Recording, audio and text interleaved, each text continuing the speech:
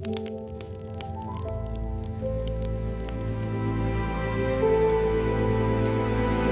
village of Stowford was draped in a quiet, anticipatory hush as Christmas approached, its cottages dusted with frost and smoke curling lazily from the chimneys.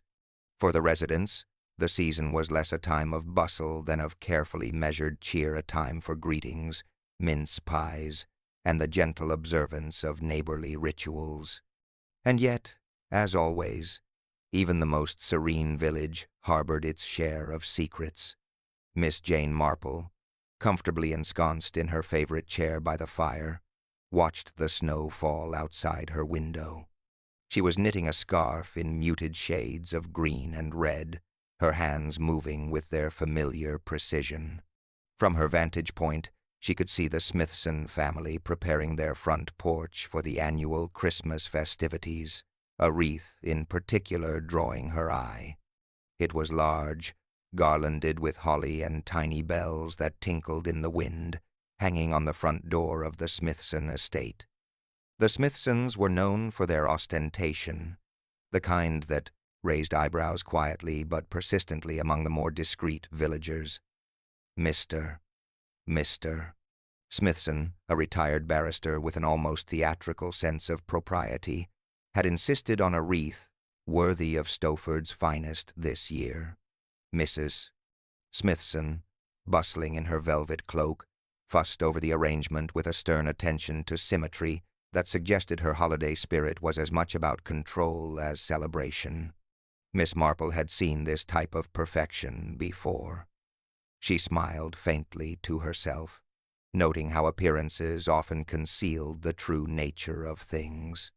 A well-kept wreath can hide more than dust, she murmured, almost to the fire itself. That evening, the villagers gathered for the much-anticipated Christmas tea at the village hall, a cozy room warmed by a crackling hearth and the faint scent of mulled wine. The Smithsons had, of course, provided the centerpiece, a massive wreath displayed above the mantelpiece. Laughter and chatter filled the hall, yet Miss Marple's keen eye caught a flicker of tension among the otherwise jovial company.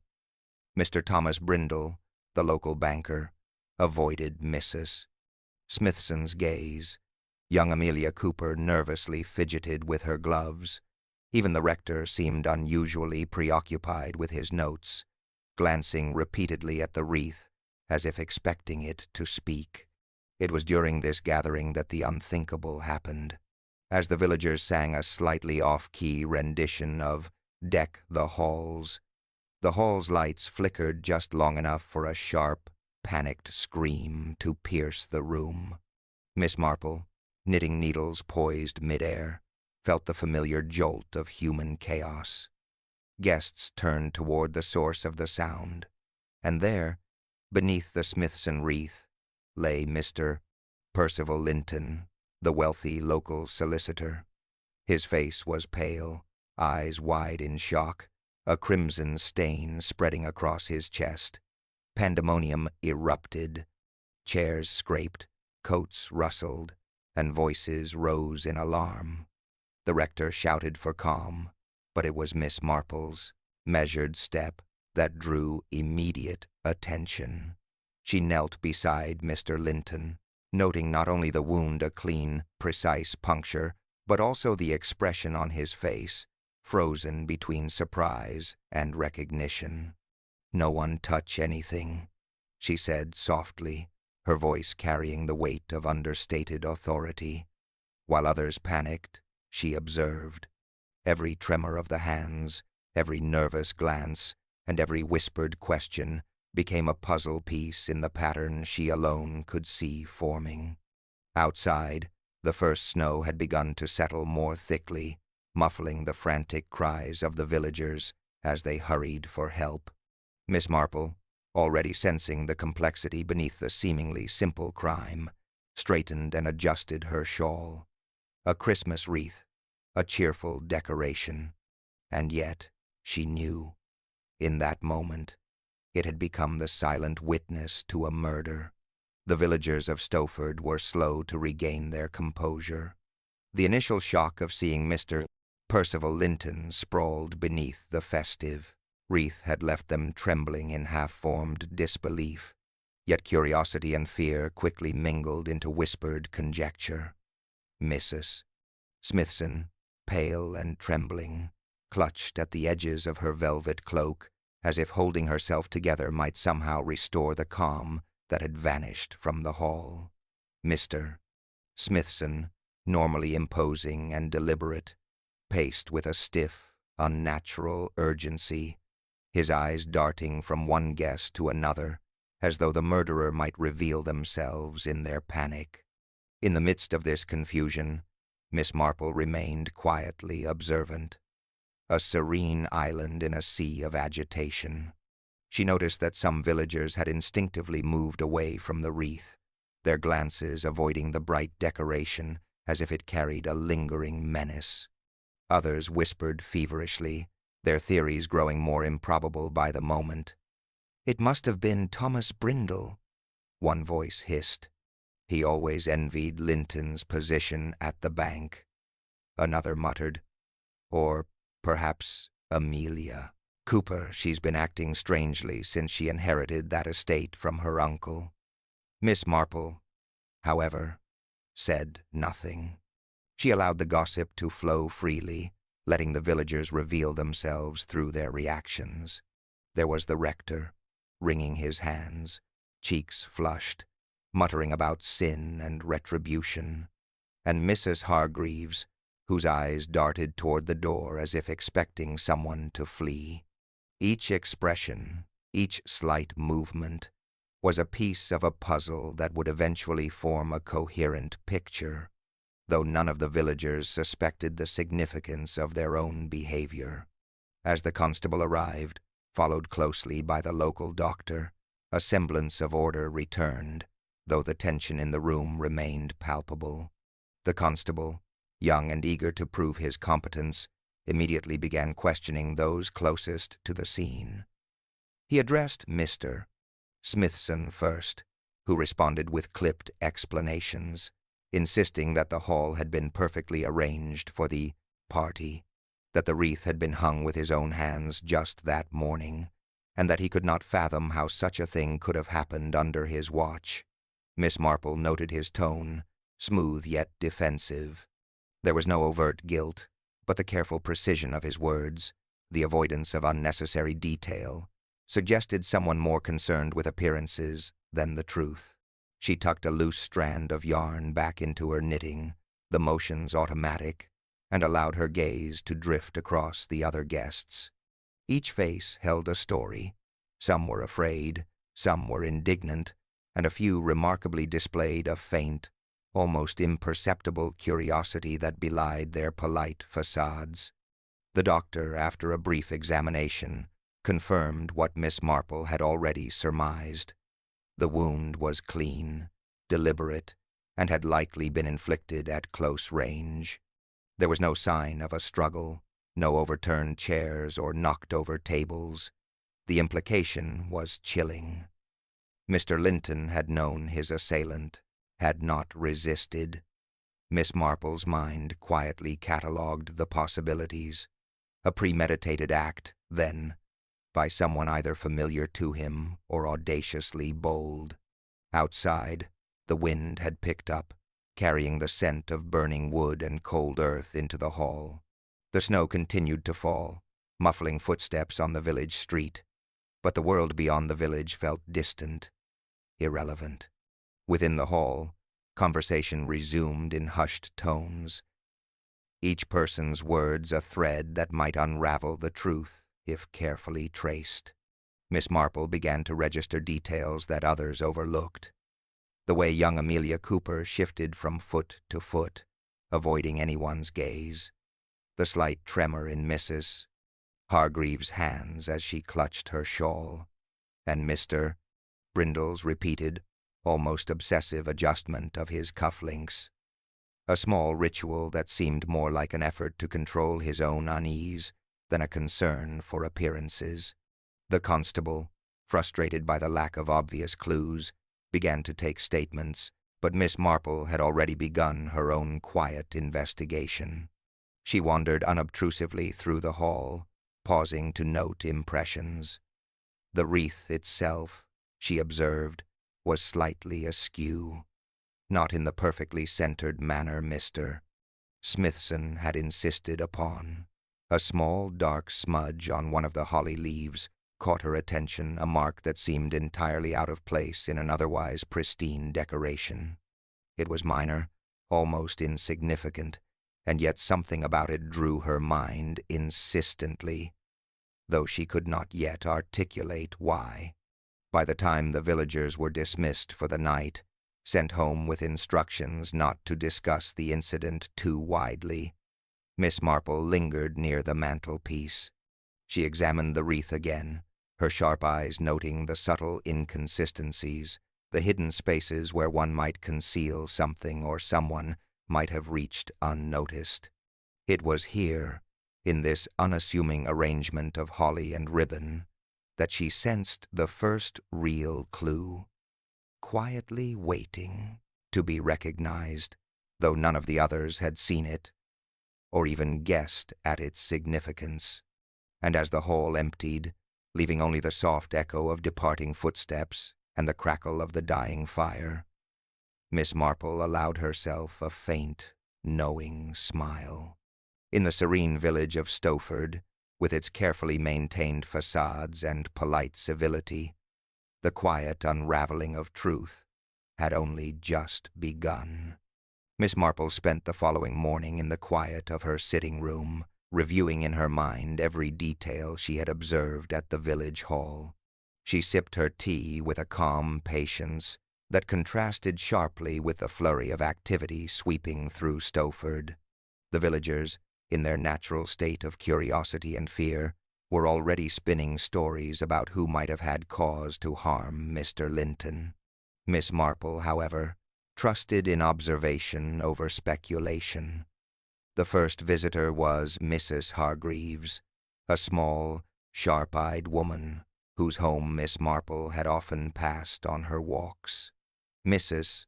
Hargreaves' usual composure was shattered, and she arrived with her shawl wrapped tightly around her shoulders, clutching her muff in both hands. "Jane, it's simply terrible," she exclaimed before taking a seat. "I've never seen anything like it. Poor Mr. Linton. And to think, in our little village, it simply doesn't bear thinking about." Miss Marple nodded quietly, allowing the words to pass without immediate comment. She observed the way Mrs. Hargreaves' eyes flickered toward the wreath above her mantelpiece, a subconscious comparison, perhaps, or a reflection of the incident that had left everyone unsettled. "Yes, it is shocking," Miss Marple said softly, "but often the most ordinary appearances conceal the most extraordinary truths," as Mrs. Hargreaves recounted what she had seen at the hall. Miss Marple noted her hesitations, the subtle inconsistencies in her story. She did not yet accuse, nor did she challenge. She simply listened, letting the woman reveal herself through her own words.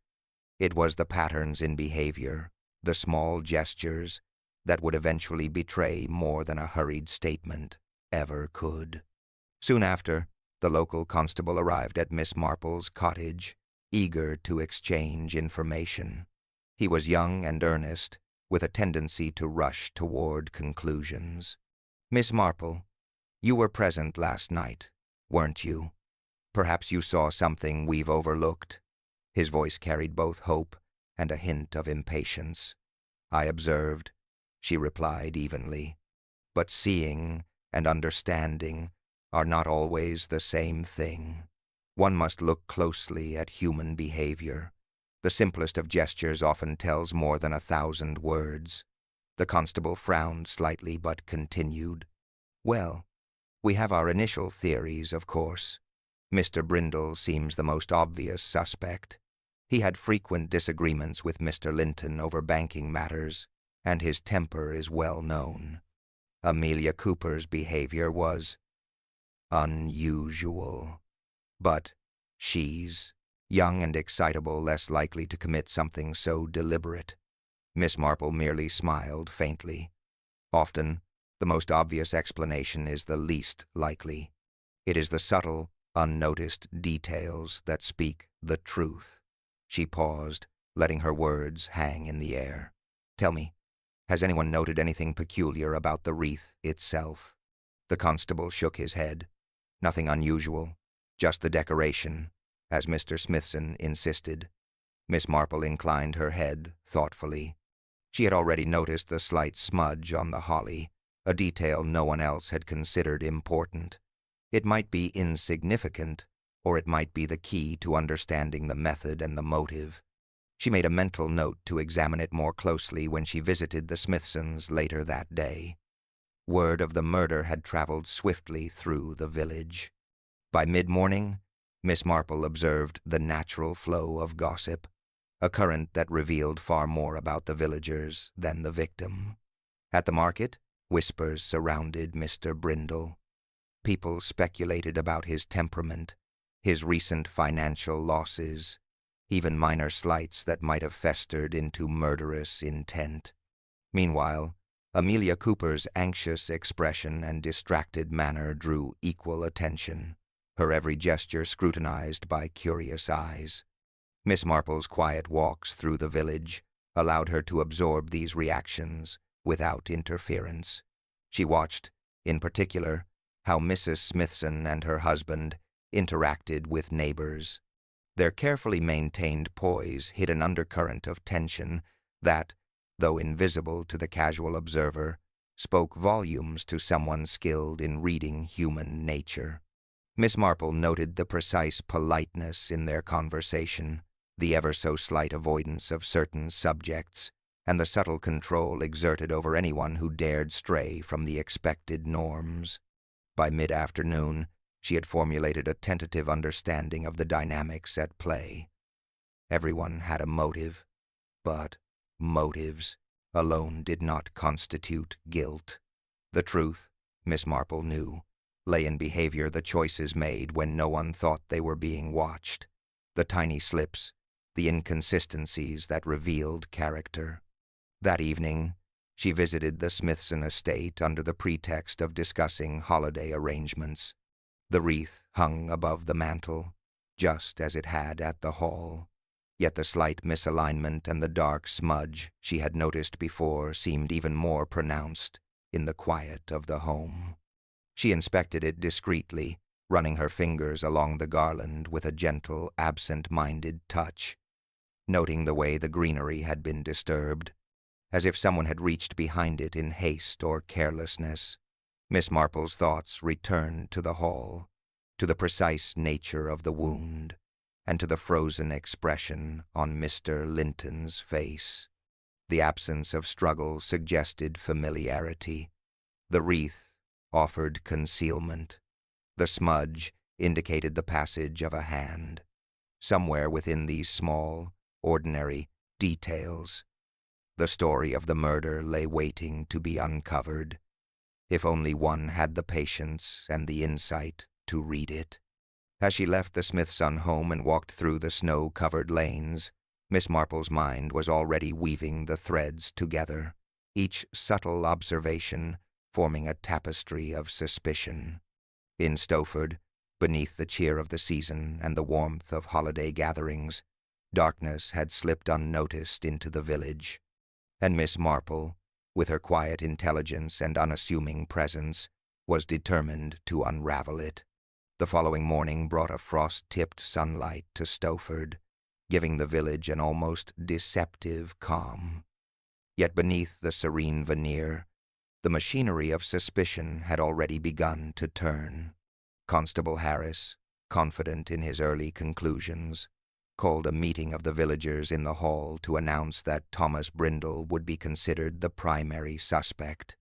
The news spread like wildfire. Murmurs rippled through the gathered crowd, ranging from sharp condemnation to hesitant disbelief. Miss Marple arrived quietly, taking a seat at the back where she could observe without drawing attention. She listened as Constable Harris presented his reasoning. Brindle had been seen in heated argument with Mr. Linton only days prior. His financial dealings had recently suffered losses, and his temper was widely known. All evidence, superficial as it was, seemed to the constable to point unequivocally toward Brindle's guilt. Mr. Brindle, standing near the mantel with a pale, controlled expression, denied the accusations. His voice was firm yet strained, betraying the tension he fought to conceal. "I had disagreements with Mr. Linton, yes," he admitted, "but to harm him, that is absurd. I would never." His words faltered slightly under the weight of the gathering eyes. Miss Marple's sharp gaze noted every subtle sign, the stiffness in his posture, the occasional twitch of his fingers, the measured breathing. He was nervous, yes, but not with the fear of a guilty conscience. Rather, he seemed alarmed by the very suggestion that he could be capable of murder, as though the accusation itself was an intrusion upon his carefully managed life. Around the hall, villagers whispered and glanced at one another. Mrs. Smithson's face was composed, but her hands were clenched beneath her muff. Young Amelia Cooper avoided the crowd entirely, lingering near the doorway with an expression that suggested relief at not being the focal point of suspicion. Even the rector, usually the epitome of calm authority, seemed unsettled, shifting his weight from foot to foot and clearing his throat repeatedly.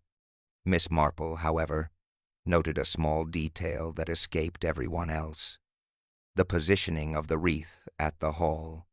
When she had glanced at it earlier, she remembered how the garland had hung slightly askew. Now, seeing it in context with Brindle's movements the previous evening, a tiny, almost imperceptible inconsistency struck her. The wreath might have provided concealment, but the perpetrator had needed not only opportunity but a precise understanding of how to manipulate the space without leaving evidence, a subtlety unlikely in Brindle's case. After the constable had finished, he asked if anyone could offer additional insights or observations. A few timid hands were raised, each presenting minor grievances or unrelated suspicions. Miss Marple said nothing, content to observe the interplay of human nature. She had learned over decades that people revealed far more in their attempts to appear helpful than in their actual statements.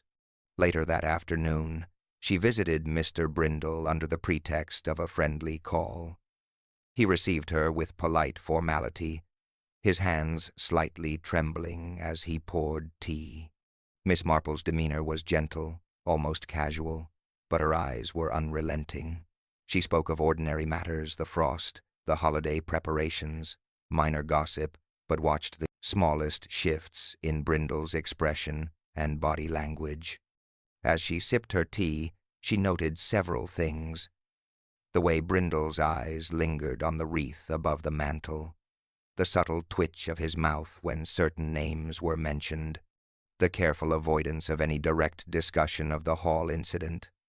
His behavior, though anxious, was consistent with innocence rather than guilt. Miss Marple made a mental note of his reactions, understanding that while the police were eager to close the case, the truth required patience and nuance. That evening, as she walked home, Miss Marple reflected on the day's events. The village had eagerly seized upon an obvious suspect, drawn by surface-level evidence and the comfort of a neat resolution. Yet in her mind, the pieces did not fit. The meticulous wound, the undisturbed wreath with its small smudge, the victim's frozen expression all indicated a killer more calculating, more intimate with the village's rhythms than the hastily accused Brindle. Miss Marple's thoughts returned to the villagers themselves. Each had motives, each had secrets, and each had presented a carefully constructed facade. And it was within those facades, in the behavior they thought unnoticed, that she would find the truth. The murder of Mr. Linton was not a simple act of passion or impulse. It was a deliberate, concealed strike, orchestrated with precision and hidden behind the cheerful guise of a holiday decoration. As snow began to fall again, covering the streets in a silent white blanket, Miss Marple adjusted her shawl and resolved to continue her quiet observations. While the village may have settled on its obvious suspect, she knew the real murderer was still at large, hiding behind manners, rituals, and appearances. And in Stowford, with its charming cottages and gossiping residents, that concealment could only last for so long. Miss Marple awoke the next morning to the pale, diffused light of a winter dawn filtering through her lace curtains. The village of Stowford seemed quieter than usual, as if it held its collective breath after the shock of Mr. Linton's death. While the constable busied himself with statements and official reports, Miss Marple set out on her customary walk, her mind weaving through the threads of observation she had gathered over the past 2 days. As she passed the Smithson estate, her eyes were drawn once again to the wreath. In the daylight, its subtle imperfections were more apparent: a stray berry, a slightly bent holly leaf, and that dark smudge she had noticed earlier. Something about it tugged at her thoughts, an intuition that refused to be dismissed. She stepped closer, pretending to admire the decoration while running a careful glance along its surface. The smudge was faint, almost imperceptible to anyone who didn't look closely. Yet, in its placement, she saw a story. A hand had brushed against it, possibly in haste, leaving an indelible mark. Miss Marple made a note in her mind. The smudge was not merely a physical trace, but a subtle signal of interaction. Someone had manipulated the wreath at an unusual time, perhaps in preparation for the act that had ended Mr. Linton's life.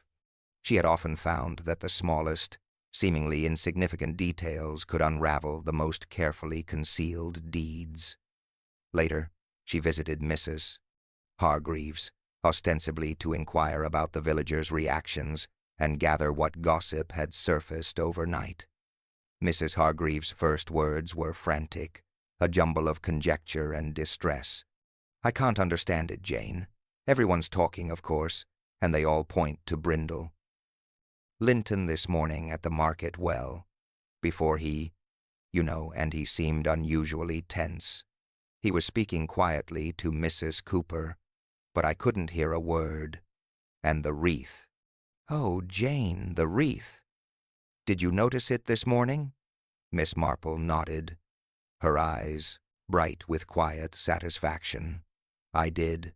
It has peculiarities." She refrained from explaining, allowing the notion to linger, a gentle nudge to Mrs. Hargreaves' anxious mind. The woman's tales, though scattered and colored by emotion, provided hints of movement, timing, and subtle interactions that would have otherwise been overlooked. Miss Marple's walk continued through the village, where she observed interactions with careful precision. Young Amelia Cooper hurried past, clutching a bundle of parcels and avoiding eye contact, her nervous energy evident in every step. Mr. Brindle, by contrast, appeared unusually calm as he delivered documents to his office, yet the small tremor in his left hand betrayed his inner agitation. Even the rector, in conversation with Mrs. Smithson outside the post office, displayed micro-expressions of concern, fleeting frowns and tightened lips before resuming polite civility. Each movement, each expression, formed a lattice of behavior that Miss Marple catalogued meticulously. Returning home, she sat by the fire with her notebook, translating these observations into coherent lines of thought. The wreath, with its misaligned elements and smudge, suggested that the act had been carefully prepared. The absence of struggle and the precise nature of the wound implied familiarity between victim and perpetrator. And most intriguingly, the subtle behavior patterns of the villagers indicated hidden tensions and secrets, none of which aligned neatly with the notion that Brindle acted impulsively out of resentment. By mid-afternoon, Miss Marple resolved to pay a discreet visit to the scene of the crime. The hall, still cordoned and somber under the constable's watchful eye, allowed her to move unobtrusively along the edges, studying the wreath and the mantelpiece. She knelt briefly, noticing the slight indentation on the floor where Mr. Linton's chair had been, the pattern of his fall, and the small traces of debris that suggested a hand had brushed past the garland before the fatal act. A realization began to crystallize in her mind. The murderer had relied not only on concealment, but on manipulation of expectation. Everyone assumed the wreath was a simple decoration, yet it had served as both shield and distraction. No ordinary visitor could have orchestrated this with such subtlety. Miss Marple's attention to the faintest irregularities, the tilt of the holly, the smudge, the unremarked disturbance of dust, provided a lead that no one else had considered. As evening fell, and the village lights glimmered faintly through the frost-laden panes, Miss Marple allowed herself a quiet satisfaction. A hidden clue, so minor it had escaped notice, was now a pivot around which the investigation would turn, and she knew, with her characteristic patience, that the true murderer would reveal themselves not through the obvious, but through the small, intimate betrayals that only a careful observer could detect. The first pieces of the puzzle were aligning, almost imperceptibly, and Miss Marple, knitting needles paused in hand, smiled to herself. In Stowford, the holiday cheer concealed more than festivity. It masked a carefully orchestrated deception, one that only the quiet, patient gaze of an astute observer could unravel. Miss Marple spent the following morning with a deliberate calm, visiting the various households in Stowford under the guise of holiday courtesy. Each visit, she knew, was an opportunity to observe, to notice the subtle undercurrents that words alone might conceal. Human nature, she had long learned, could betray itself in the smallest gestures: an anxious hand, a carefully measured reply, a fleeting glance, and in the village of Stowford, those gestures were beginning to speak with increasing clarity. Her first call was upon Mrs. Smithson, whose composure was nearly as precise as her decorative sensibilities. Miss Marple found her in the parlor, dusting ornaments and arranging small bowls of festive treats. "Good morning, Jane," Mrs. Smithson said, her tone as practiced as her movements. "I suppose you'll want to know how we are bearing up after the horrid events of last night. One must maintain appearances, you know. Appearances, dear Jane, are everything." Miss Marple allowed a small smile. Indeed, appearances often tell a great deal, though rarely the whole truth. She watched the slight tightening of Mrs. Smithson's lips and the way her fingers lingered on the edge of the table, as if restraining themselves. There was a tension in her hands that belied her composed words. "And the wreath," Miss Marple continued softly. "Did anyone happen to move it or adjust it before the gathering?" Mrs. Smithson hesitated, glancing briefly at the mantel. I cannot say for certain. My husband fussed over it, of course. One must ensure perfection in presentation. Don't you agree?" Her eyes, however, flicked momentarily toward the garlanded door, betraying a subtle unease. Miss Marple nodded, filing the detail quietly. She did not press further, understanding that the smallest hint often revealed more than direct questioning. As she left, she noted the deliberate care with which Mrs. Smithson returned to her tasks, the careful choreography of behavior designed to avoid scrutiny. Her next visit was to young Amelia Cooper. The girl greeted her hesitantly, hands trembling as she poured tea with nervous efficiency. Miss Marple observed how Amelia's gaze continually drifted toward the window, then back to the empty corner of the room, as though expecting someone or something to appear. "You seem troubled, Amelia," Miss Marple said gently, stirring her tea. "The loss of Mr. Linton has affected everyone, though in different ways." Amelia's voice was barely audible. "Yes, but some things feel wrong. I saw Mr. Linton last night before it happened. He spoke to me, but he seemed frightened. And I—" Her words faltered, and she clenched her cup as though the act of holding it might steady her. Miss Marple let the pause linger, noting the girl's avoidance of direct statements and the tension in her shoulders. "Fear often speaks louder than words," she said softly, "and sometimes it is the fear of what one knows rather than what one sees that is most revealing."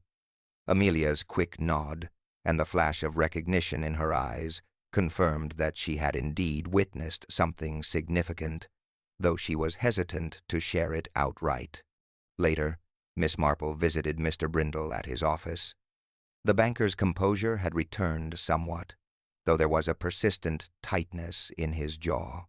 "Miss Marple," he said, offering her a chair, "I cannot understand why the constable insists on implicating me. I had nothing to do with it. Mr. Linton and I argued, yes, but we were professional men. Hardly the type to resort to this." Miss Marple observed quietly, noting the subtle cues of his innocence, the lack of defensive posture, the steadying of hands, and the small, unconscious gestures that betrayed honesty rather than fabrication. She asked innocuous questions about the night's events, watching how he responded to each. Every answer was consistent, every hesitation natural and not rehearsed. By late afternoon, Miss Marple had compiled an internal map of the village's interwoven relationships and hidden tensions. Mrs. Smithson's careful control, Amelia's fearful observations, Brindle's irritation at false suspicion, all suggested layers of motivation and concealment. Yet one detail from the wreath, the faint smudge she had noticed, remained the most compelling clue, a silent witness connecting the threads in a manner only subtle observation could reveal. As she returned home, Miss Marple pondered the patterns forming before her. The village, outwardly serene, was teeming with concealed motives, hidden resentments, and unspoken fears. Each confrontation, each casual exchange, had offered glimpses into human nature and behavior. And in those glimpses, Miss Marple knew, lay the path to the truth, the carefully orchestrated act that had ended Mr. Linton's life, hidden behind the cheerful disguise of holiday decorations. Settling into her chair with her knitting, she allowed herself a moment of reflection. The game, quiet and intricate, had begun in earnest. Patience, subtle observation, and the reading of human behavior would be her tools. In Stowford, beneath the wreathed doors and polished facades, the killer remained hidden, but Miss Marple, quietly patient and endlessly perceptive, was already seeing through the careful veil of deception. The following evening, Stowford felt unnaturally hushed. Snow had softened the edges of the village, blanketing the streets in a deceptive calm, while inside the cottages, conversations revolved almost entirely around Mr. Linton's death. Miss Marple, however, preferred the quiet of her own thoughts. She knew that amidst the gossip and conjecture, there were truths waiting to emerge, small, overlooked, and often hidden in plain sight.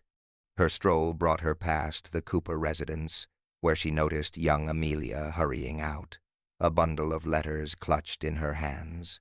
She paused, pretending to tie a loose bootlace, and observed the girl's hasty retreat. The furtive glances and nervous gait suggested more than simple errand running. Something in Amelia's hands, or perhaps her timing, had significance. Miss Marple filed the detail away, aware that fear often dictated subtle behavior before overt action revealed itself. By mid-afternoon, the village was in an uproar once more.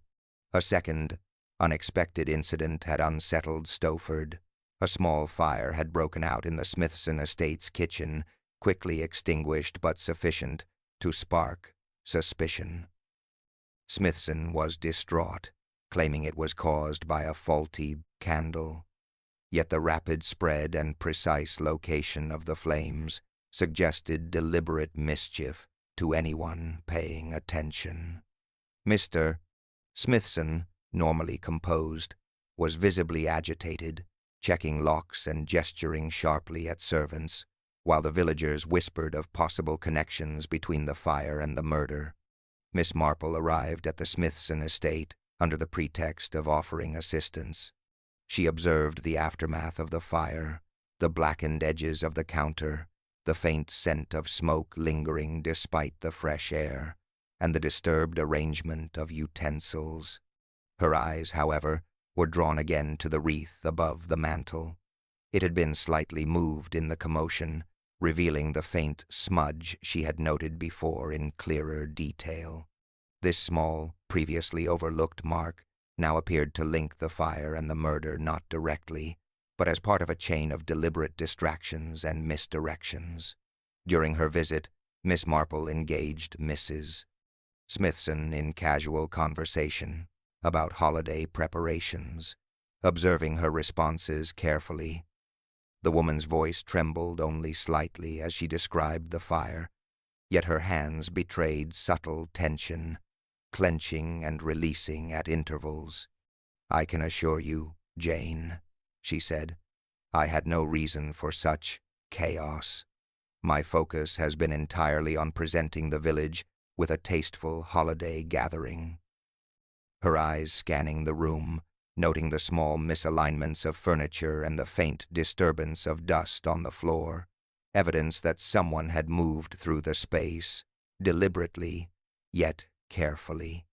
Later, she met with Mr. Brindle, who was once again frustrated by the continuing accusations and newfound gossip. "It seems everyone is searching for someone to blame," he said, pacing in his office. "First me, now speculation about the Smithsons. It is as if the village itself refuses to acknowledge the truth." Miss Marple observed his frustration with quiet interest. His irritation seemed genuine, born from the stress of false accusation rather than guilt. His gestures, open palms, direct eye contact, and measured speech reinforced the impression of innocence. Yet the day's events had introduced a new complication. The fire, though minor, suggested that the murderer might be willing to create additional disturbances to mislead attention or conceal their true actions. Miss Marple considered the implications carefully. Deliberate misdirection, careful timing, and the manipulation of ordinary village routines. The wreath, the smudge, the undisturbed objects, and now the fire all pointed toward someone who understood human behavior intimately and could exploit it without arousing immediate suspicion.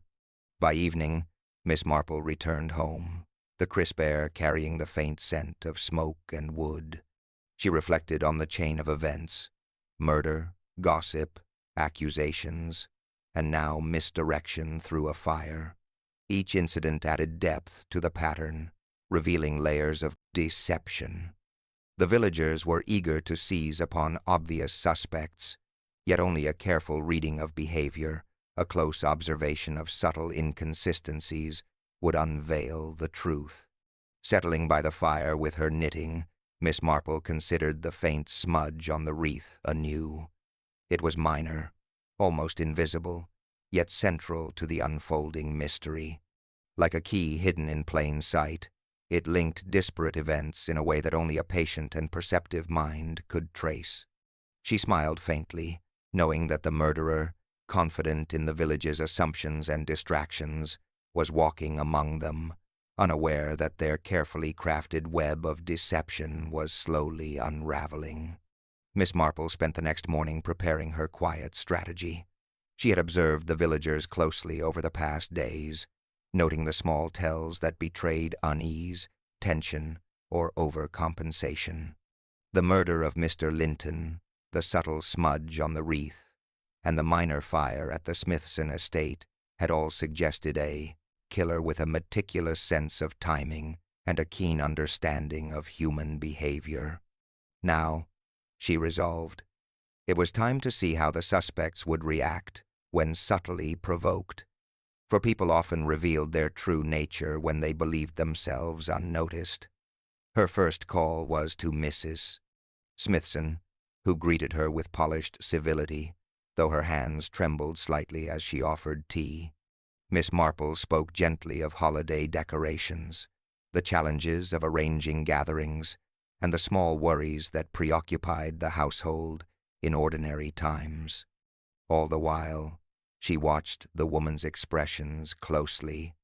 There was a faint, almost imperceptible tightness around her eyes when the wreath was mentioned, and her fingers flexed repeatedly in a subtle display of nervousness.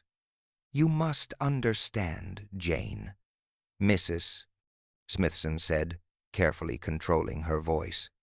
Everything was done in perfect order last night. No one could have disturbed the decorations. One would notice such things immediately. Her insistence was precise, almost rehearsed, yet Miss Marple detected an underlying strain, a need to convince herself as much as anyone else.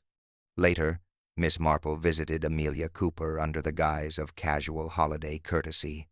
The young woman's posture was stiff, and her hands clutched a bundle of letters almost as though they were a talisman against scrutiny. Miss Marple spoke of the village, the market, and fleeting news of other minor incidents. "Sometimes," she said softly, "people see more than they realize, and fear can make even the smallest observation seem enormous." Amelia's sudden glance toward a corner of the room and her rapid nod betrayed recognition, but she said nothing, careful to remain outwardly composed. As afternoon waned, Miss Marple returned to the hall where the murder had occurred, ostensibly to examine the wreath again. This time, she spoke aloud in casual observation, letting her words drift so that any visitor might overhear. "It is remarkable," she said, "how small things, barely noticeable, can reveal intentions. A smudge here, a slight misalignment there. Such trivialities, yet they betray so much about a person's movements and timing." She knew that the real murderer would respond, consciously or unconsciously, to the suggestion that the wreath could hold clues. Her careful phrasing implied knowledge, but revealed nothing, setting a subtle trap. The guilty would betray anxiety or curiosity, even as the innocent would remain unaffected. By evening, she visited Mr. Brindle at his office once more. The banker's demeanor was tense, though it carried a natural, unforced honesty. Miss Marple spoke of the day's events, mentioning the wreath in passing, observing his reactions with delicate precision. Brindle's expression remained consistent. There was no flicker of guilt, no micro-expression betraying a concealed crime. Miss Marple left him with a quiet sense of satisfaction. Her test, subtle and indirect, had already begun to yield results. The real culprit, confident in their ability to hide behind normalcy and deception, would find it impossible to maintain composure when confronted, even indirectly, with the evidence of their own actions. As snow fell outside, muffling the world in white silence, Miss Marple returned home. Sitting by the fire, she reflected on the villagers' behavior, cataloging every nervous glance, every unnecessary clarification, and every small display of control or deflection. The threads of truth were coming together. The careful arrangement of appearances, the misdirection, the overlooked smudge all pointed towards someone who believed themselves cleverer than their neighbors. And Miss Marple, quietly patient and infinitely observant, was poised to watch as that cleverness began to crumble under the weight of its own subtle inconsistencies. In Stowford, beneath the cheerful facade of holiday decorations, The true nature of the murderer would soon reveal itself not through confession, but through behavior, as the most telling truths always do. Miss Marple awoke the next morning with a quiet sense of purpose. The snow had fallen heavily overnight, leaving the village of Stowford pristine and silent. Yet beneath that peaceful surface, tension hummed like a hidden current. Today, she decided, the subtle observations, the hidden smudge on the wreath, and the behaviors she had catalogued would come together.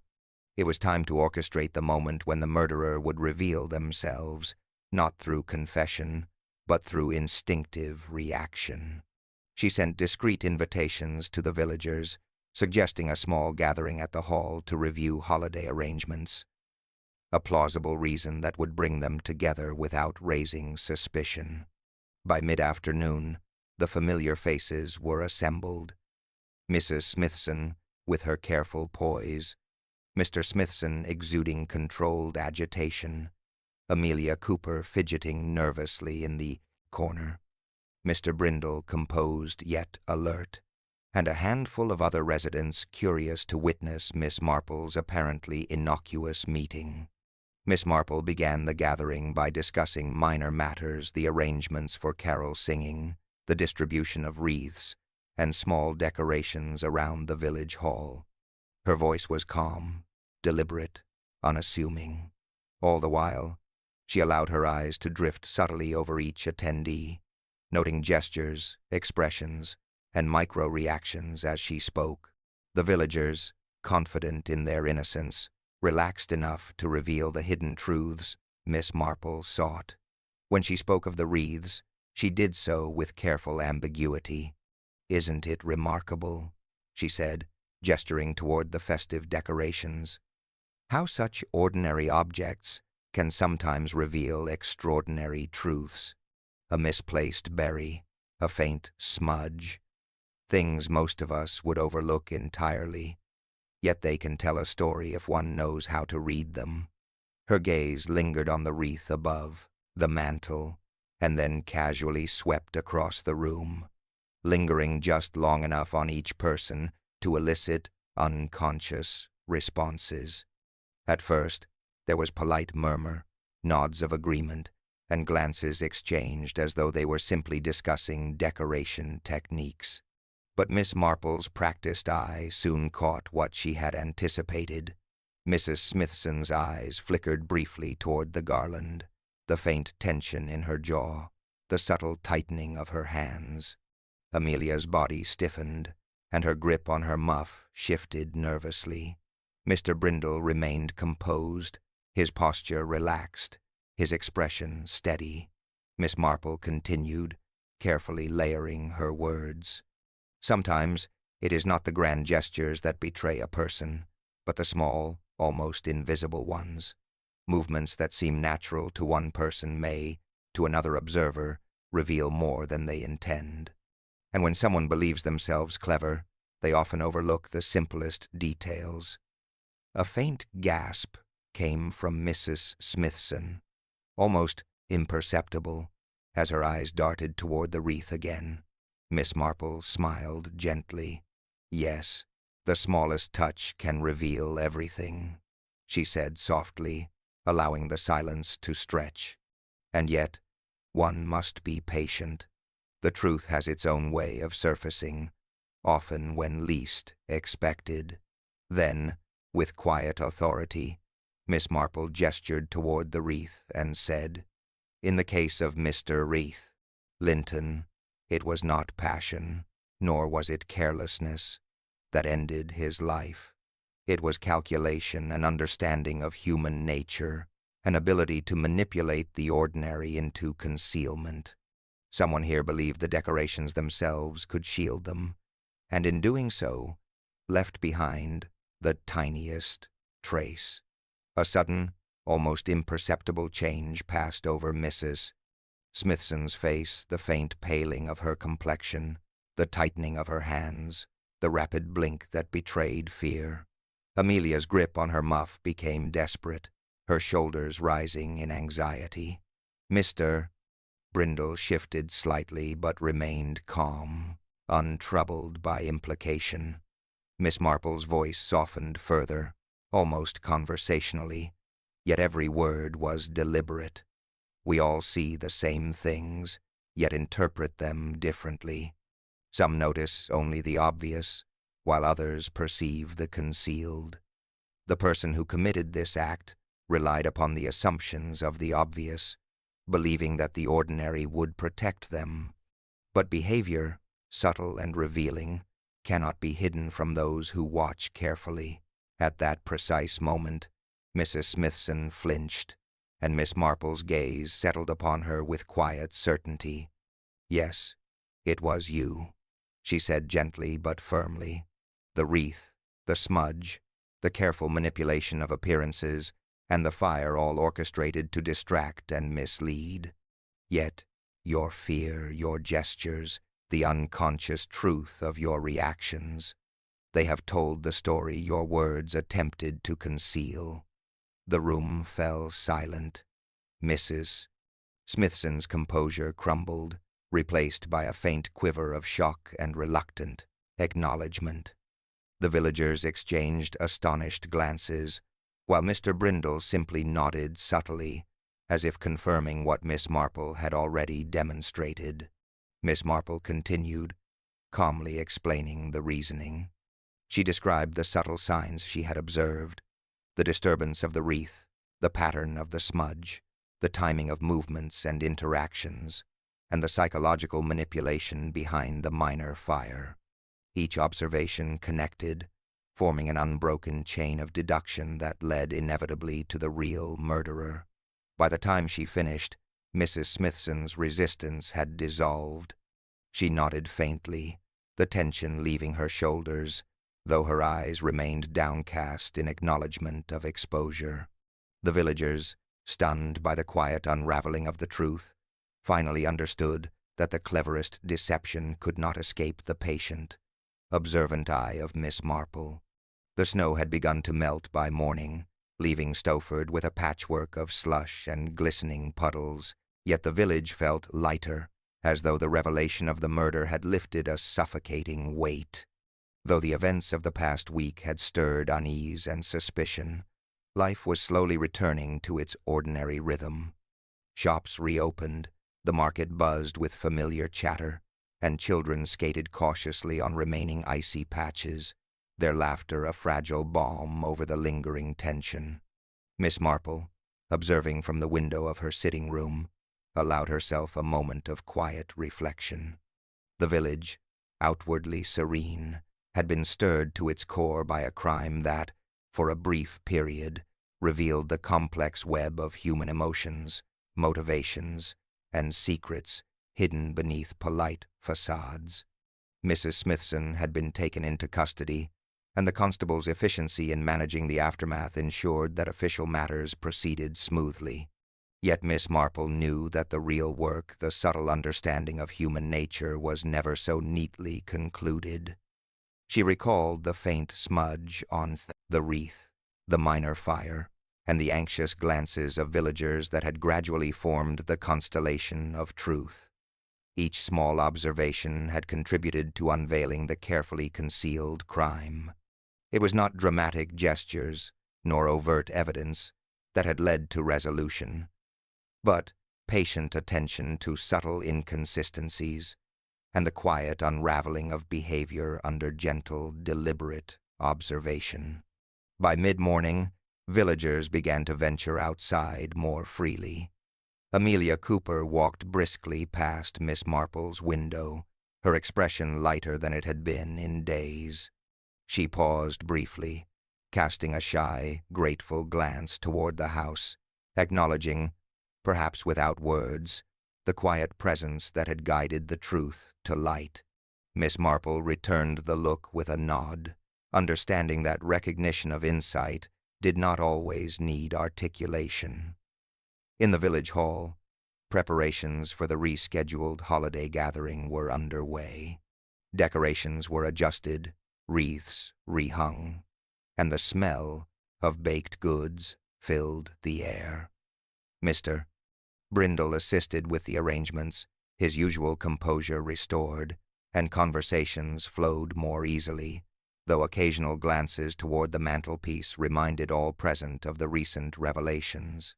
The air of normalcy was deliberate, yet beneath it lay a subtle acknowledgment that life in Stowford had been irrevocably altered by the events surrounding Mr. Linton's death. Miss Marple walked through the village in the afternoon, offering polite inquiries and soft encouragements, all the while observing the small, almost imperceptible shifts in behavior that had once hinted at hidden truths. The villagers, now aware of the complexity behind the murder, seemed to carry themselves with a new caution. Gossip still lingered, of course, as it always would, but it had been tempered by the reminder that appearances could be deceiving and that subtlety often revealed more than overt action. Returning home, she settled once more by the fire, her knitting needles moving rhythmically as she allowed her mind to wander through the chain of events. The cleverness of the murderer had relied on misdirection, on the manipulation of ordinary objects and routine. Yet it had been precisely the ordinary how people touched, moved, and reacted that ultimately exposed the truth. Human nature, she reflected, was rarely entirely hidden, no matter how carefully it was concealed beneath manners, rituals, and pretense. The late afternoon sun cast a gentle glow across her sitting room, illuminating the well-worn books and neatly stacked papers that formed her quiet sanctuary. Miss Marple's thoughts drifted to the villagers themselves. Each had been revealed in fragmentary glimpses, through fear, defensiveness, or unconscious gestures. The lesson, she mused, was that understanding people required patience, attention, and a willingness to look beyond the obvious, to notice the tiniest, most easily dismissed details. As the village lights flickered on, reflecting in the wet streets, Miss Marple allowed herself a small, contented smile. Stowford had returned to a semblance of normality, yet the memory of the crime and the lessons it offered about human behavior lingered quietly in the minds of all who had witnessed the events unfold. For Miss Marple, the mystery had reinforced a truth she had always known. The human heart, complex and often contradictory, could be read if one only paid careful attention. With a final glance at the now perfectly aligned wreath, she returned to her knitting, content in the knowledge that justice had been served, yet ever aware that human nature, in all its subtlety and complexity, would continue to offer mysteries worth observing. Though the primary mystery had been resolved, Stowford remained a place of quiet ripples, the subtle after-effects of the past week's events lingering like the faint scent of snow in the air. Miss Marple, ever observant, noticed that while outward appearances had returned to normal, the villagers themselves moved with a slightly altered rhythm. There was a new hesitancy in some, a gentle caution in others, as if the revelation of hidden motives had shifted their understanding of one another. That morning, she took her habitual walk through the village, noting these changes. Amelia Cooper, for instance, moved more confidently now, yet still cast the occasional wary glance around her, no doubt reflecting on her own silence during the investigation. Mr. Brindle, carrying a stack of ledgers, greeted passers-by warmly, but Miss Marple caught the faintest tightness in his jaw, a residual awareness that not all aspects of human nature were readily apparent, even to the most composed observer. The Smithson household was quieter than usual, though Mrs. Smithson had been taken into custody. The remaining staff continued their duties with an almost mechanical precision, tidying the house and straightening ornaments with deliberate care. Miss Marple paused near the wreath once more, now perfectly restored to its original position, and examined it thoughtfully. Its meticulous arrangement served as a symbolic reminder of appearances maintained. Yet beneath that polished surface lay the memory of deception, calculation, and concealed intent. As she walked toward the village hall, she encountered several villagers discussing holiday plans. Conversation flowed easily, but Miss Marple's keen eye caught subtle nuances, slight hesitations before speech, micro-expressions of relief mixed with lingering unease, and the careful choice of words. Even in casual chatter, traces of the past week's revelations persisted. People were mindful now, observing and interpreting one another more cautiously. At the hall, she observed preparations for a small post-holiday gathering. Tables were arranged neatly, with plates of biscuits and spiced cakes, while wreaths and garlands were carefully rehung, their bright colors contrasting with the frosty outdoors. Miss Marple noted how villagers moved around each other with an unspoken understanding, a collective awareness that the past week had tested their assumptions about trust, observation, and human behavior. Later, she visited the rectory, ostensibly to deliver a small gift, but also to observe the subtle social dynamics at play. The rector welcomed her warmly, his conversation light yet tinged with a gentle gravity that hinted at reflection. "It is remarkable," he said, "how a single event can reveal the depth of human character, both noble and otherwise. Our village has been reminded of truths we often overlook in the pursuit of daily life." Miss Marple listened attentively, nodding. "Yes, Reverend. The ordinary habits, the smallest gestures, they often speak louder than the grand declarations we take for granted. It is the quiet moments that reveal true character." She allowed her words to linger, knowing the wisdom behind them resonated beyond the immediate conversation. By late afternoon, she returned to her own home, where the fire burned steadily in the hearth. She reflected on the subtle after-effects of the crime, how fear, guilt, and observation had intertwined to shape behavior, and how even those uninvolved in the act itself were altered by the knowledge of hidden truths. Miss Marple considered the intricate web of human behavior she had observed, from the faint smudge on the wreath to the minute reactions of villagers under stress. As twilight fell and the village lights cast long reflections upon the wet streets, she settled into her chair with her knitting. The rhythm of the needles matched the steady beat of her thoughts, weaving together the lessons of patience, observation, and understanding. Stowford, outwardly serene, would carry the memory of the murder and its revelations in subtle ways, altering relationships, guiding behavior, and shaping the quiet consciousness of its residents. Miss Marple smiled faintly to herself, appreciating the enduring intricacies of human nature. Though the crime had been resolved, she knew the village would never entirely return to the simplicity it had once known.